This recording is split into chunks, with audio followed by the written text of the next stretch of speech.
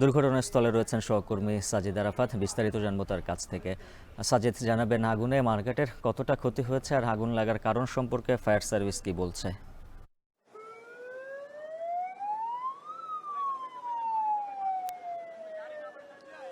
গুলিস্তানের যে সুন্দরবন মার্কেটটি রয়েছে সেটি ৫ তলা একটি ভবন এবং ৫ তলার দুটি জানতে পেরেছি শর্ট সার্কিট ধারণা করছে এখানকার যারা ফায়ার সার্ভিস রয়েছে তারা। আগুন কিন্তু এর মধ্যে নিয়ন্ত্রণে এসেছে বেশ কিছুক্ষণ আগেই।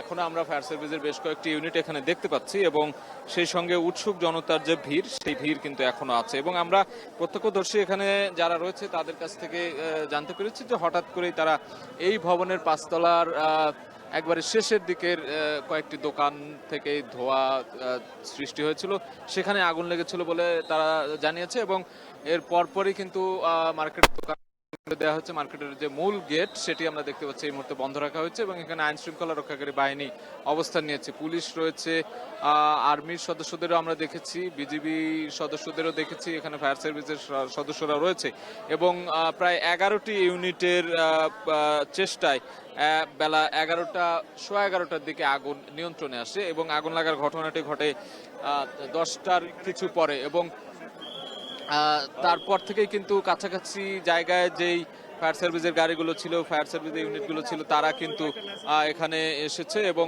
এসেই কিন্তু প্রায় 11টি ইউনিটের চেষ্টায় আগুন নিয়ন্ত্রণে আনা হয়েছে এবং এই মুহূর্তে আমরা দেখছি এখানে মার্কেটের দোকানের যে কর্মচারী কর্মরত তারা অনেকেই বাইরে যারা ছিলেন তাদেরকে এখানে ভেতরে কিন্তু অনেকে অবস্থান করছেন। আমরা দেখছি যে জানালার গ্রিল দিয়ে অনেকেই এখানে তাকিয়ে আছেন।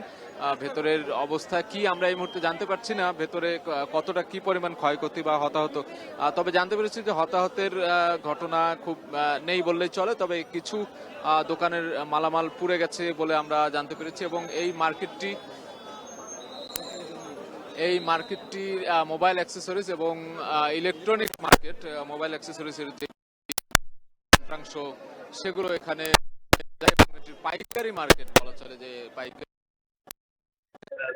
কেবল বা ইলেকট্রনিক যে জিনিসগুলো রয়েছে যন্ত্রাংশ সেগুলো এখানে পাওয়া যায়। অর্থাৎ বোঝাই যাচ্ছে যে এখানে আগুন যদি ভয়াবহ আকার ধারণ করতো তাহলে হয়তোবা অনেক ক্ষয়ক্ষতির পরিমাণ বেড়ে যেত। সেই জায়গা থেকে আমরা যেটি দেখছি যে বেড়ে যেত সেই জায়গা থেকে আমরা যেটি দেখছি যে দুটি দোকান ক্ষতিগ্রস্ত হয়েছে। দুটি দোকানে মূল যে আগুনের সূত্রপাত সেটি ৫ তলার দুটি দোকানে হয়েছে বলে আমরা জানতে পেরেছি। তবে এই ঘটনাগুলোতে আমরা দেখি যে এই ধরনের ক্রাইসিস ম্যানেজমেন্ট সামলাতে গিয়ে এখানকার যে আইন শৃঙ্খলা রক্ষাকারী বাহিনী তাদের অনেকটা বেগ পেতে হচ্ছে, কেননা এই ধরনের বিভিন্ন ঘটনা আমরা দেখেছি এর আগেও। কোথাও আগুন লাগলে, কোনো ভবন ধসে পড়লে কিংবা কিছু একটা হলেই যে সাধারণ যে উৎসুক জনতার ভিড় থাকে সেই ভিড় কিন্তু আমরা দেখতে পাচ্ছি এবং সবাই এখানে ভিড় করছেন।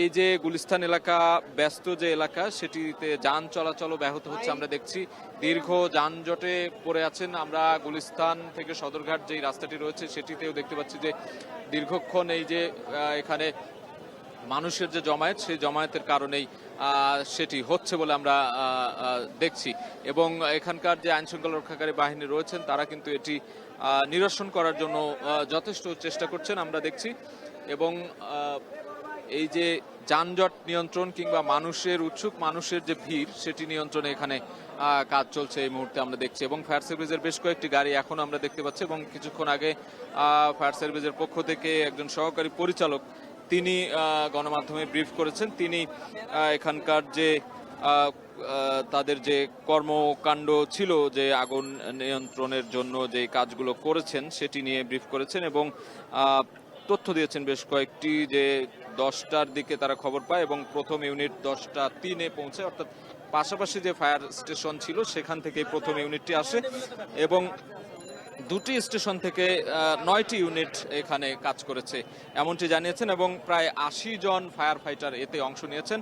তাদের যে তত্ত্বাবধানে কিংবা তাদের যে কাজ সেই কাজের প্রেক্ষিতেই কিন্তু আগুন নিয়ন্ত্রণে এসেছে। আমরা জানতে পেরেছি 11টা 12-13 দিকেই আগুন নিয়ন্ত্রণে এসেছে, এখন থেকে আরো বেশ কিছুক্ষণ আগে এবং পুলিশ আর্মির সার্বিক সহযোগিতা ছিল, ফায়ার সার্ভিসের পক্ষ থেকে সহযোগিতা ছিলই।